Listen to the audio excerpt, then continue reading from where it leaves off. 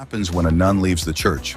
For a nun, life revolves around a structured routine of prayer, service, and undying pledge to vows of poverty, chastity, and obedience. Therefore, leaving this life isn't a simple act of walking away. It's a deeply personal and spiritual journey that challenges everything she once knew. The decision to leave often begins with an internal struggle.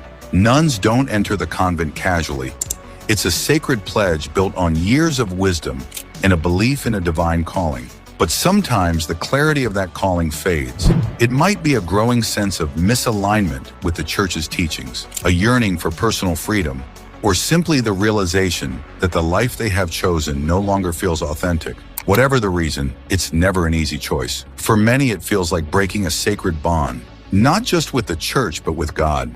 The emotional weight of this decision is immense, as it requires confronting deeply held beliefs about identity, purpose, and faith. After a nun has decided that she should leave, the church requires what's called a dispensation, an official release from the vows taken at ordination. This is not a decision the church takes lightly, and it often requires months, sometimes years, of understanding, consultation, and prayer. The nun must ensure that her choice is deliberate and final, and church authorities must approve her departure. During this time, she reflects deeply on her next steps, knowing that life beyond the convent will be drastically different.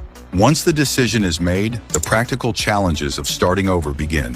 For many former nuns, the outside world feels unfamiliar, even intimidating. Life in the convent is governed by strict routines and communal living, and stepping into a world of unstructured freedom can be both liberating and overwhelming. Financial independence is often one of the biggest hurdles. Having taken a vow of poverty, most nuns leave with little to no savings, and finding a job can be daunting, especially after years, sometimes decades, of religious service. Many find work in fields like social work, teaching, or healthcare, areas that align with their values of compassion and service. Others take the opportunity to explore entirely new paths, embracing the chance to rediscover themselves.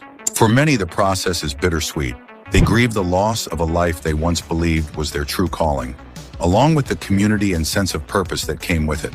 At the same time, they often describe a newfound sense of liberation as they explore relationships, pursue personal passions, and redefine their faith on their own terms. Here's a quick question. Do you think a nun can start a new life in Mary, given that she spent decades in the church, staying away from men and only praying?